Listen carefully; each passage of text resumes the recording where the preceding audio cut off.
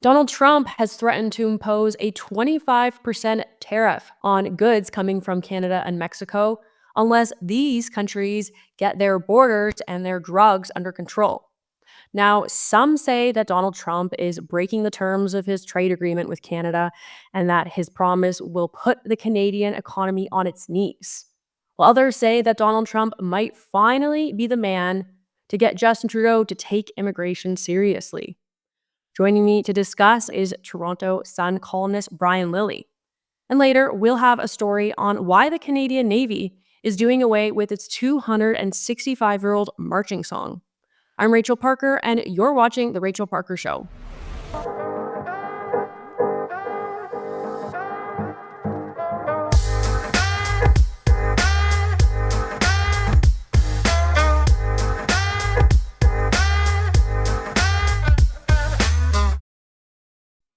Hey everyone, welcome back to The Rachel Parker Show. We have so much to cover today. Big news dropping yesterday with Donald Trump announcing that he would be imposing this 25% tariff unless Canada and Mexico is able to stop the flow of people and of drugs over the border into the US. Joining me today to discuss is Brian Lilley from the Toronto Sun. Brian, I want to start by asking you right off the hop. Conservative leader Pierre Poilievre spoke a few minutes ago. He said this was unjustified, but he also said that this would cripple the Canadian economy. What would the actual impact of this tariff be if it went through on the Canadian economy? Recession, deep recession, depression-like recession.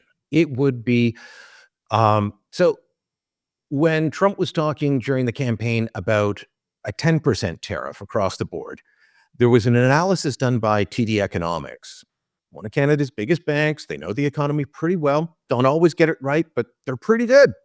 And they said, 10% tariff, that would take about 2.4 points off of our GDP, which would put us into a recession, just that.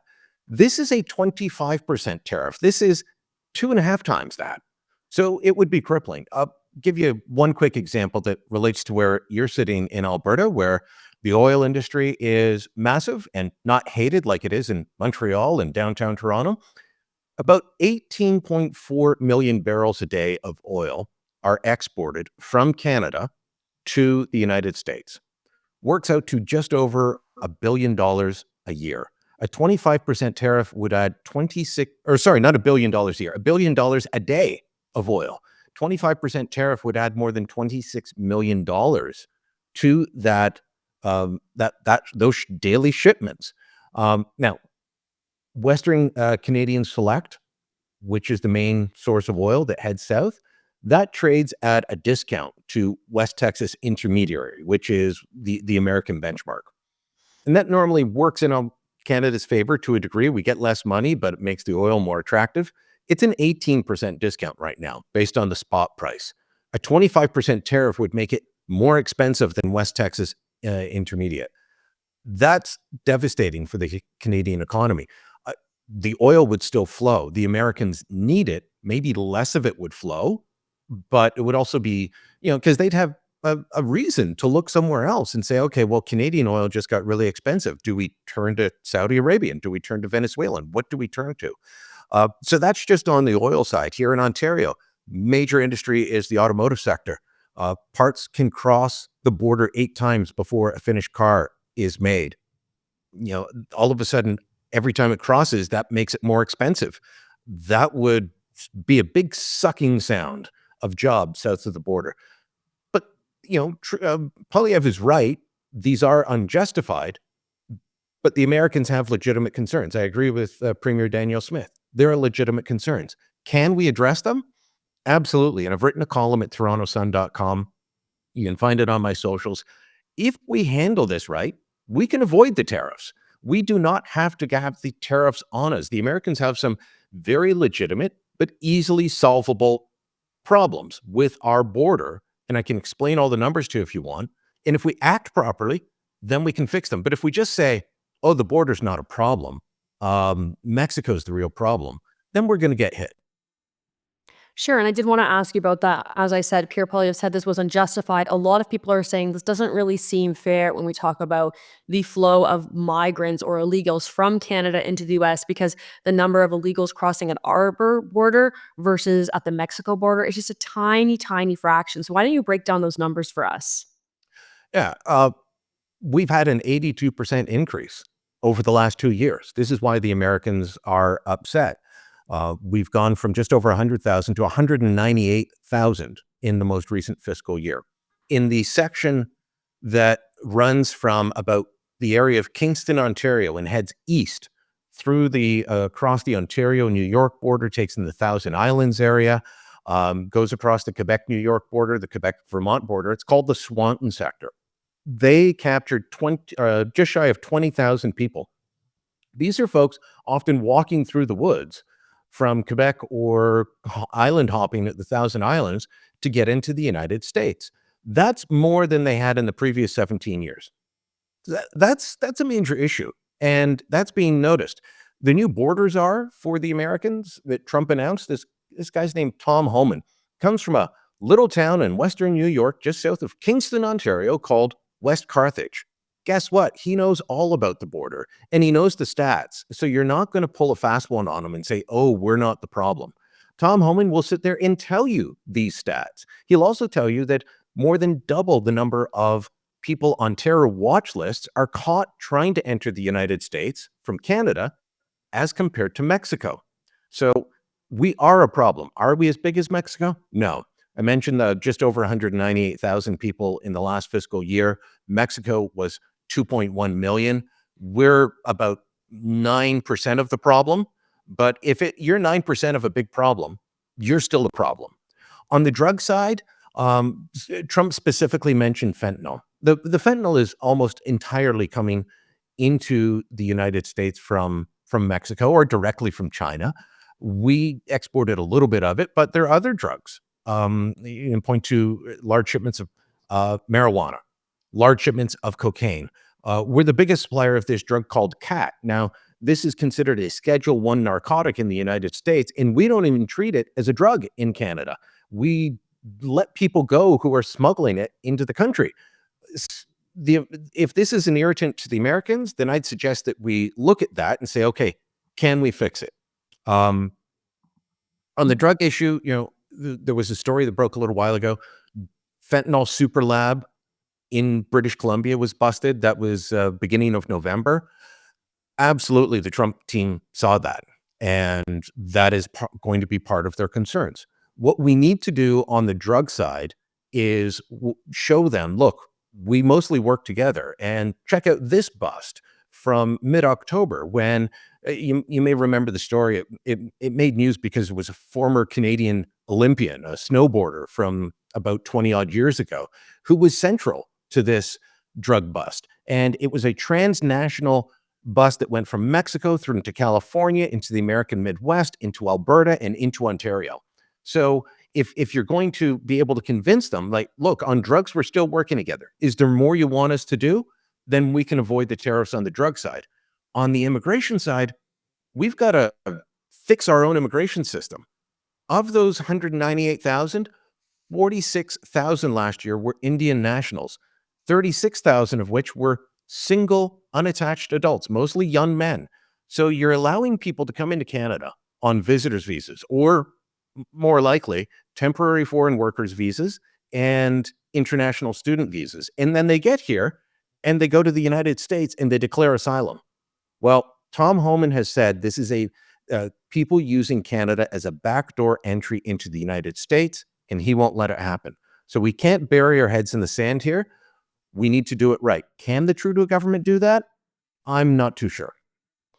If the Trudeau government did decide to do it, if they found that political will to finally take immigration and the border seriously, what would that look like? Because they only have until January 20th to convince Donald Trump and his administration that they are going to be addressing these problems before those tariffs would come into effect.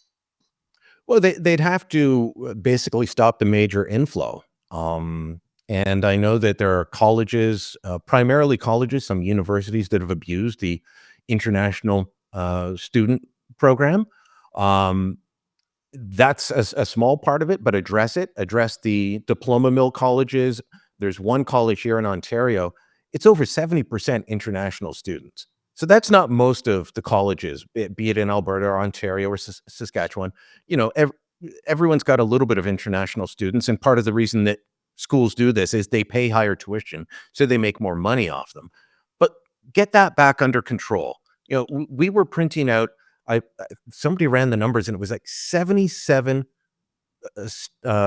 permits an hour last year to allow people into the country. But the big issue is the temporary foreign workers issue.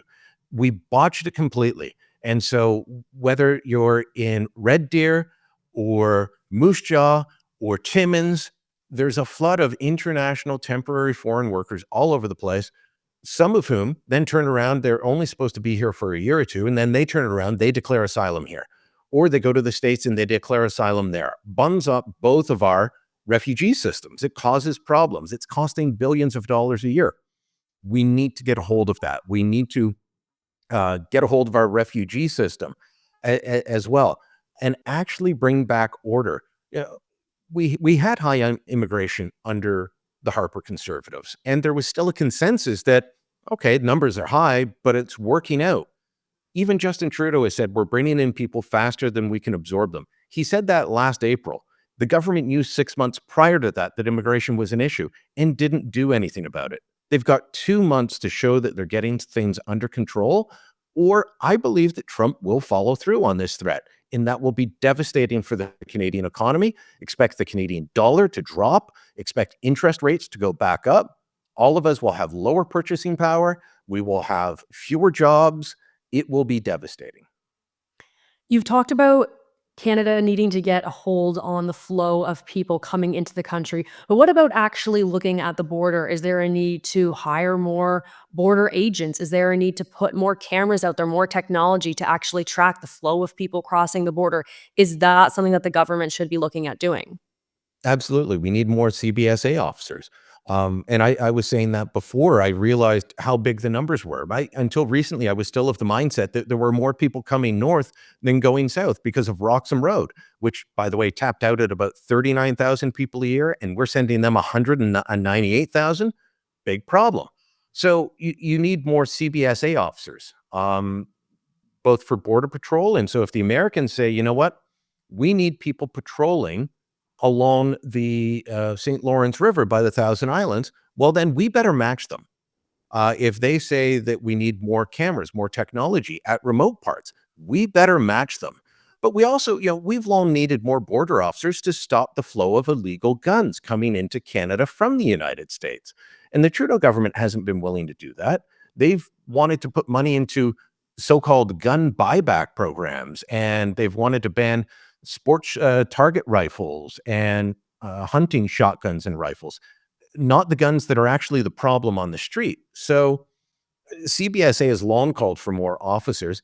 Uh, Premier Doug Ford, I was at his news conference earlier today. He said we need more CBSA officers. And by the way, Ford has organized for a meeting, a First Minister's meeting.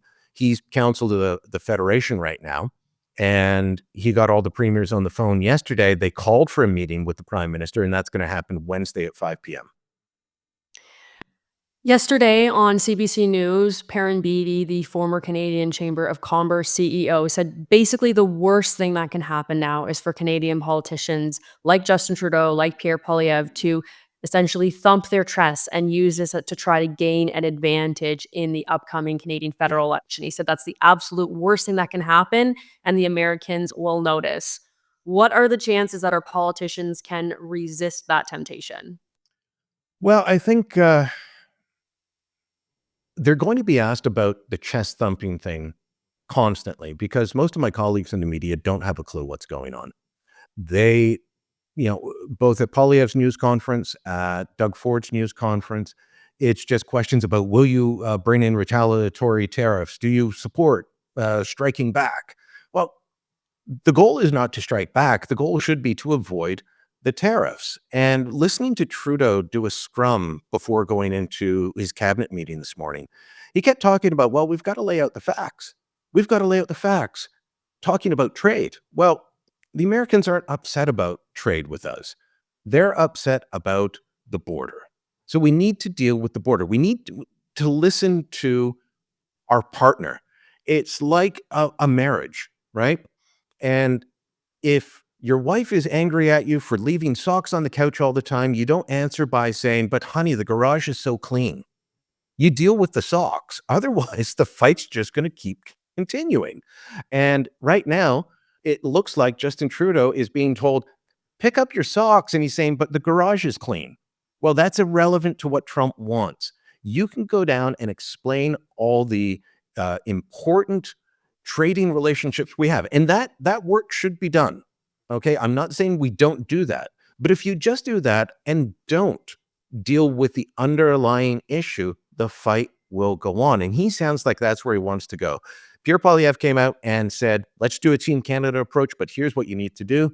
Axe the carbon tax, deal with the border, pick up defense spending, give the Americans what they want because it's what Canada needs as well. Is Trudeau willing to go there? I really have my doubts.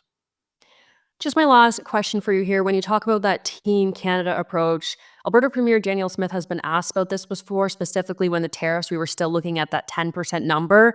And she was asked, are you going to use your Alberta oil to try to get a agreement with the United States that Canada would be exempt from the tariffs because the United States needs your Alberta oil and because Donald Trump has signaled that energy security is very important to him.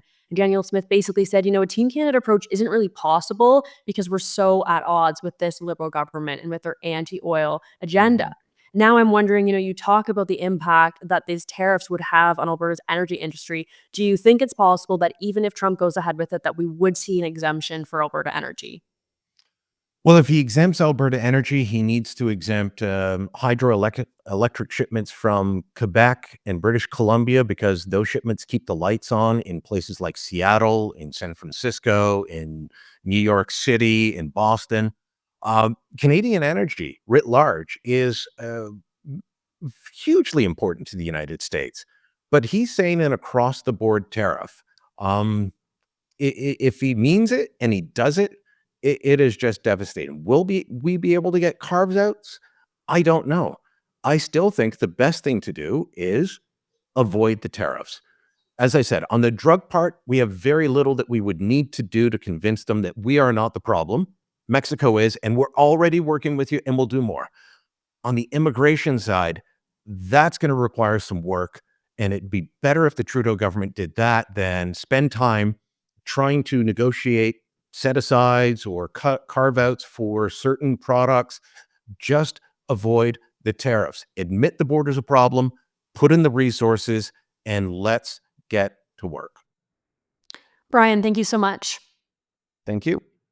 That was Brian Lilley, a Toronto Sun columnist. You can go over to their website or his X account to see his work where he talks about what Canada needs to do in order to avoid these 25% tariffs that Donald Trump is currently threatening. Next, we are going to be speaking with former Naval officer Andrew McGillivray to talk about concerns about the Royal Canadian Navy, who are planning to do away with its official marching song over concerns of its lyrics, which refer to colonialism and lack examples of diversity. We've heard it all before. Now, this song, the British song Heart of Oak, dates back to 1759, more than a century before Canada's Confederation. But of course, in our efforts to erase Canadian history, they will be doing away with it. Andrew, thank you so much for being here today. I just want to start off the hop by asking you now, this marching song, how often was this something that you actually used, perform, sang, listened to while you were in the Royal Canadian Navy? So I served for 12 years out at sea at BS Esquimalt on the West Coast. It's not something that I remember being used too often. It's usually during parades and that sort of thing. But it's not like it's not a huge deal within the Royal Canadian Navy. We focus on other things than being at sea, but it is used, and it's something. It's part of the tradition of the RCN that goes back over 100 years. Is it a song that when you heard during these parades that you mentioned, is it something that would sort of strike feelings of patriotism within you, feelings of pride, or would you say that you were just kind of indifferent about it? So I was personally indifferent. There are people out there and sailors that, where it would have struck pride and that sort of thing. But I think it contributes to the larger picture of the complete erasure of the tradition within the Navy, going back our ties to the Brits and what our small country has accomplished over the past 100 years with the RCN, and it's just continued to erase that history. So there will be people who don't care. There will be people that are upset about the removal of the song. So the Royal Canadian Navy says that they are going to look at replacing the song because it includes references to colonialism and slavery rather, and language that is not representative of all those who serve in today's Navy. What's your response to this? So they've been going through this, modernization of the Navy, from the changing of the ranks and all the verbiage, the PER system, which is the personnel evaluation report, and just land acknowledgments, right? So when I was doing the ceremonies with the enrollment ceremonies, because I was in recruiting my past couple of years, you had to do these land acknowledgments, and you couldn't use gendered language, and there was a lot of restrictions. So that's like demoralizing. Where they're focusing their efforts on just a bunch of nonsense when there's so many more problems out there within the RCN that they could be focusing on. So it's, like me, like I said, me personally, it's not, too big of a deal, but they have been attacking tradition of the RCN as well as the Canadian Armed Forces as a whole. And that's what's leading to the crisis in recruiting and retention. And I believe it's a factor in, why we're over 20,000 regular force troops short of our full fighting strength. So when you talk about it just speaks to the fact that they have been attacking our history and our tradition and, the lack of recruits that's producing. What are some other examples? You seem to think that this has been a recurring issue within the Royal Canadian Navy. What are some other ways that you feel that the Navy and the Canadian military has been attacked, and that's led to this struggle to find recruitment? So there's a couple things. The first thing is the introduction of DEI, so diversity, equity, and inclusion, and the adoption of using critical theory and critical race theory to form military doctrine and policy. They've come out and admitted that they've done that. When I was in, they brought in they had to do this DEI training session. They brought in a lady from D&D. She attacked Christians, she attacked men, and she attacked white people. And basically, they called us all colonizers, and it was just demoralizing. And so, the first article I did about this with the Epoch Times back in March of 2022, this is what I called, the managed decline. They're doing this on purpose. They're purging patriotic men and women from the Canadian Armed Forces, and they're burning it down. So it's something called entryism. So they're purging everyone. They've then changed the uh, promotion system and your annual reporting system from the PER system to the PAR system. And this PAR system, one of the promotional criteria is, how inclusive you are. So if you drink the Liberal Party Kool-Aid, we're going to promote you. And if you don't, you won't get get a promotion. So this is all being done on purpose. They want to burn down the Canadian Armed Forces and then build it back as this inclusive, woke, completely ineffective fighting force. But that's not what their priority is. It's not defending the country. It's building this into a complete, woke laughing stock of the country. It's interesting you say they are tearing down people who are Christians, people who are white, individuals who are men. I would assume that those categories make up most of the Canadian Navy and the Canadian Army. It's been a number of years since you were in it, but you obviously still have close relationships with those involved. What's the morale like right now? So morale has never been lower. And there's a reason, with my organization, we get sent a ton of tips, pictures, documents that we sort of share to sort of expose what's happening. There's a reason that attrition is at 9.2%. That's the last number we had from a couple months ago. And, they're trying to blame everything else except their DEI and woke policies. So it's bad right now with 9.2%. However, the GWAT, or Global War on Terror veterans, they're going to be approaching their 25-year pensions within the next couple of years. I know guys who are senior who are just counting down the days for them to pop smoke and retire.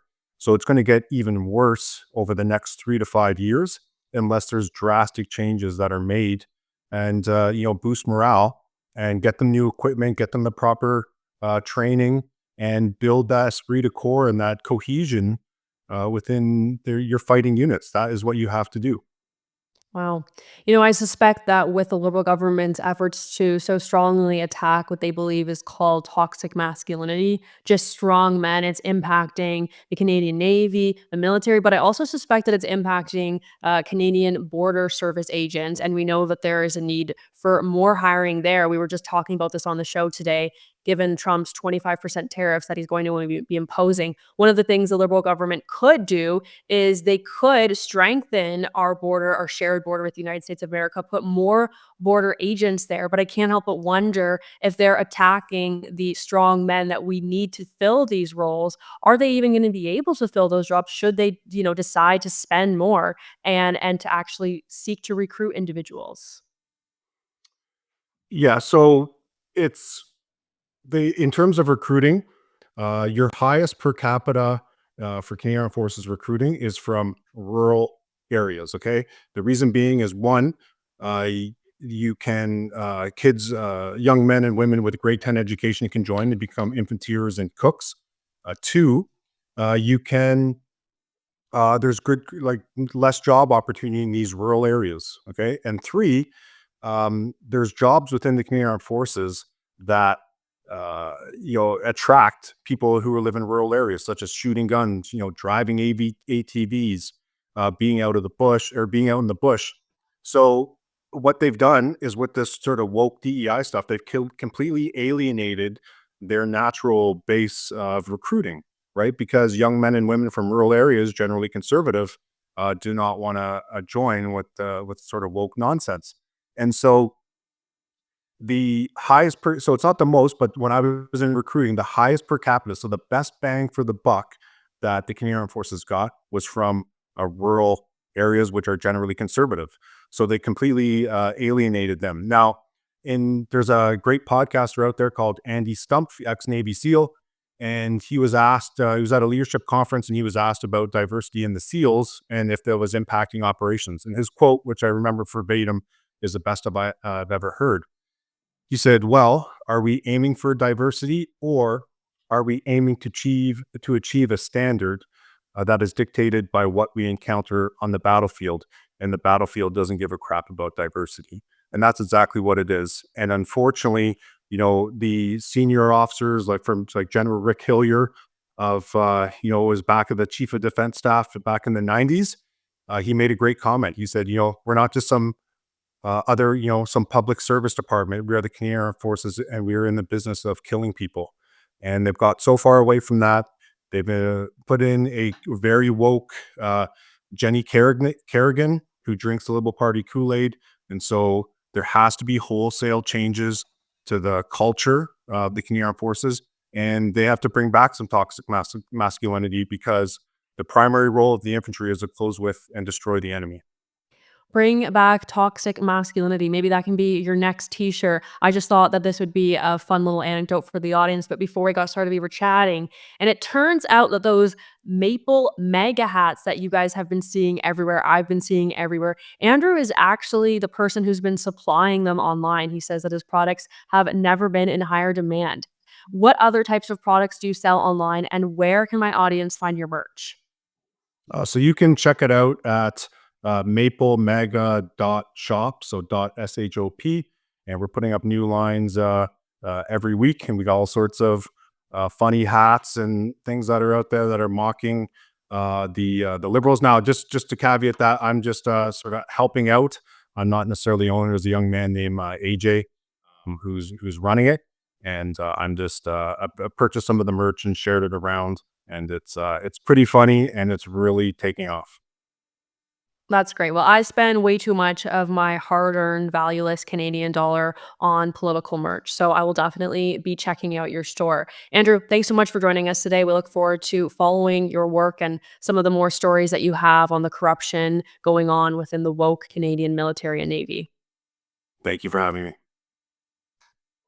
All right, everyone. And finally, moving into our weekly comment roundup. I started this, as you guys likely remember, when I did the Alberta Roundup all those months ago, and I've continued to read through your comments. So, taking a look at the first one here, this is from Trevor. He said, Diagolon equals 3 to 4 guys getting drunk in a basement making fun of the Liberal government. Okay, so that's exactly my assessment of the group. They're really just a bunch of guys who are joking around that somehow have been taken like way too seriously, accused of essentially being terrorists.